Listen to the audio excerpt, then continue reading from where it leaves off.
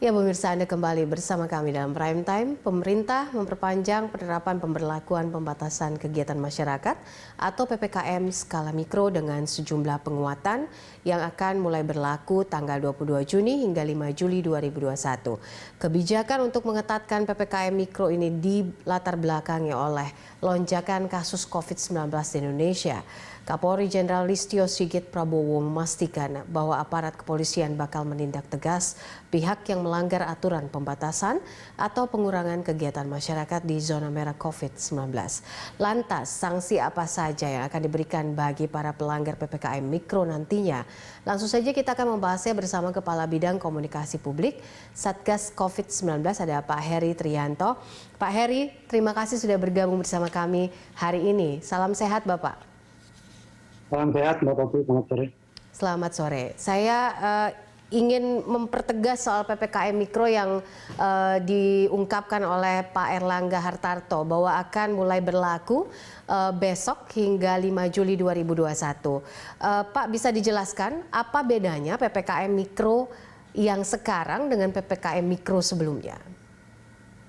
Ya, judulnya adalah penguatan PPKM Mikro ya. Jadi perpanjangan kali ini dilakukan dengan sejumlah penguatan dan juga sejumlah ketentuan ya, penguatan dalam hal personel untuk melakukan penegakan hukum melalui operasi justisi, kemudian juga ada perubahan-perubahan ketentuan dari pelaksana PPKM skala mikro ini. Dari PPKM di skala mikro ini juga dilakukan bisa sejalan juga dengan PPKM pembatasan kegiatan masyarakat pada tingkat kabupaten kota, tergantung dari zonasi masing-masing kota itu, juga kemudian tergantung zonasi masing-masing komunitas terendah ya di RT dan RW. Jadi memang ada dua ini yang saling beriringan. Misalnya di daerah PPKM kota, misalnya untuk daerah zona merah, itu hanya diizinkan untuk memperkerjakan wartawan di kantor, itu 25%, sisanya harus di work from home, kerja di rumah kayak gitu. Kemudian tempat restoran juga dibukanya dibatasi jam 8 harus sudah tutup dengan kapasitas dine-in untuk zona merah itu hanya 25%.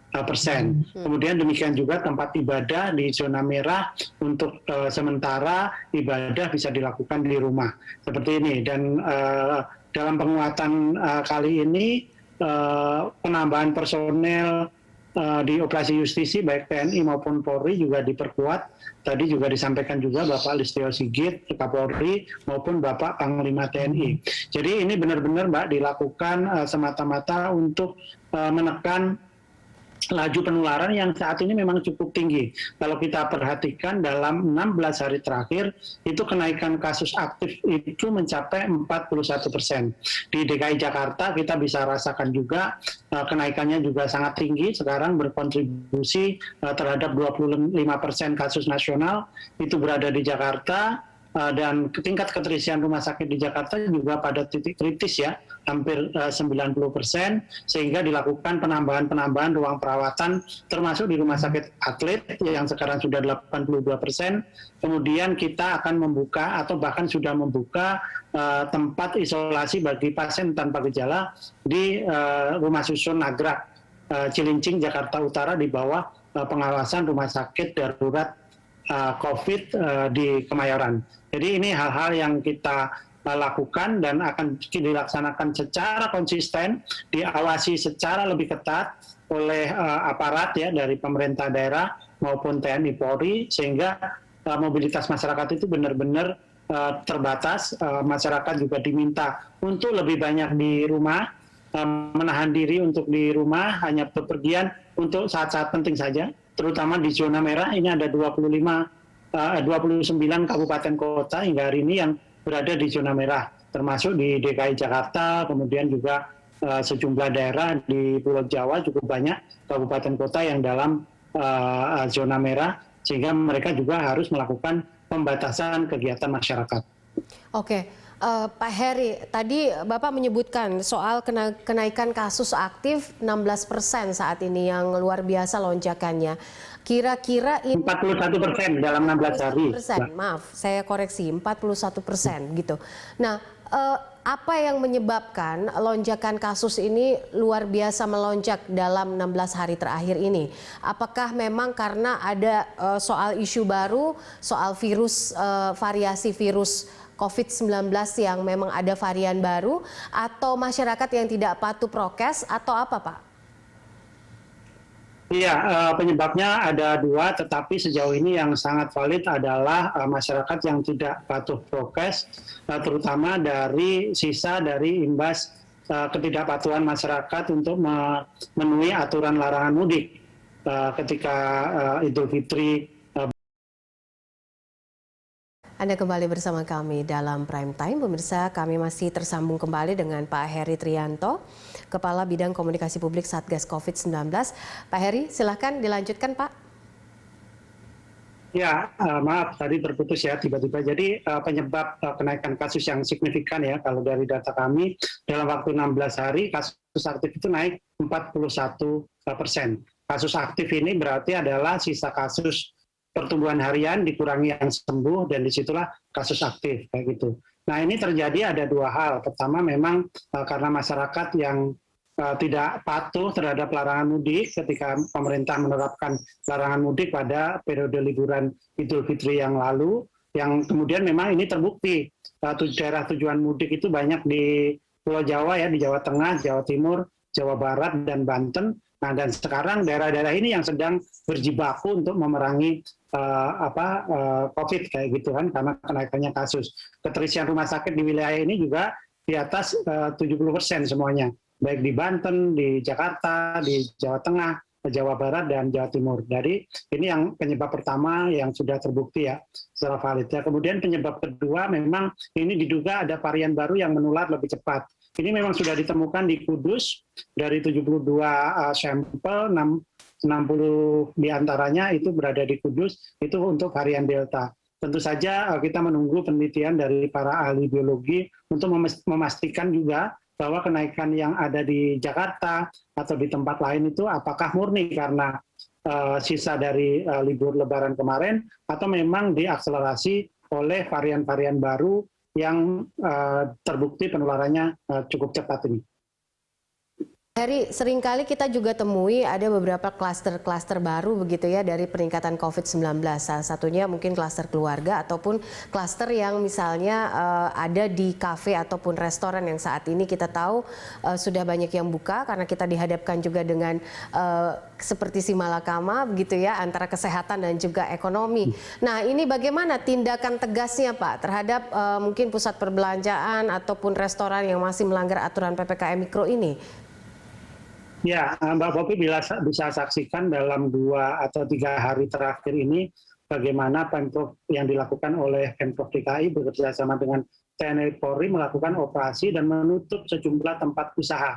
Sebenarnya terpaksa dilakukan setelah diperingatkan agar mereka membatasi masa operasi kayak gitu. Bahkan kantor perkantoran yang kemudian secara tegas melanggar ketentuan untuk 25% WFO, terpaksa ada beberapa juga yang ditutup. Kita bisa lihat. Mudah-mudahan ini tidak terjadi karena sangat penting juga memastikan bahwa masyarakat ini patuh. Ada kontribusi publik bahwa regulasi ini dilakukan semata-mata untuk mencegah penularan lebih lanjut, sehingga pemerintah tidak pernah bisa sendiri gitu.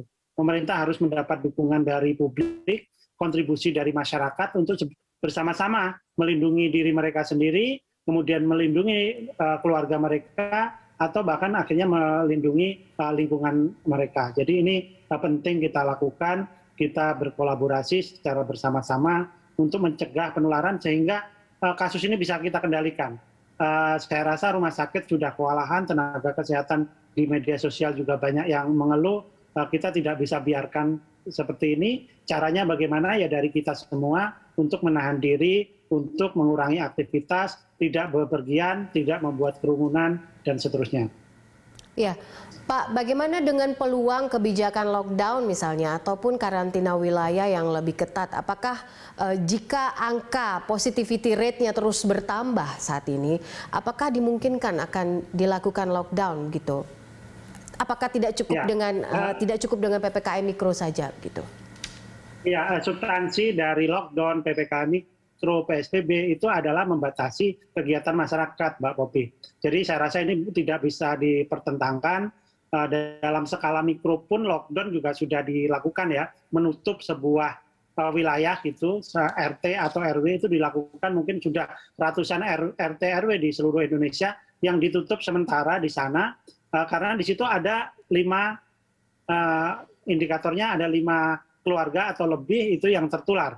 Jadi lockdown bisa dilakukan, nanti logistik dipenuhi oleh pemerintah desanya, sampai kemudian situasi terkendali, penularan juga berkurang, baru kemudian dibuka lagi. Nah itu substansinya tetap di pembatasan kegiatan. Jadi pembatasan kegiatan masyarakat di tingkat kota juga sekarang juga kan dilakukan juga. Zona merah mereka juga harus membatasi tadi kegiatan aktivitas bisnisnya, aktivitas sekolah. Zona merah nggak boleh tatap muka, kemudian tempat ibadah nggak boleh di rumah saja, kemudian tempat perbelanjaan cuma 25% dari kapasitas itu yang dilakukan. Sebenarnya ini sama juga yang kita lakukan substansi dari lockdown itu. Kalau lockdown dilakukan secara luas gitu dalam waktu serempak, tentu saja memang ada implikasi-implikasi yang harus kita perhatikan. Belum tentu sasarannya juga tepat.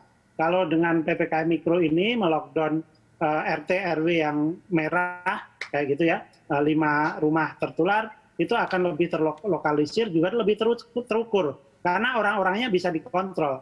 Orang-orangnya bisa dikontrol, pintu masuknya bisa logistiknya bisa disuplai, orang yang tertular juga bisa terus diperiksa oleh puskesmas terdekat.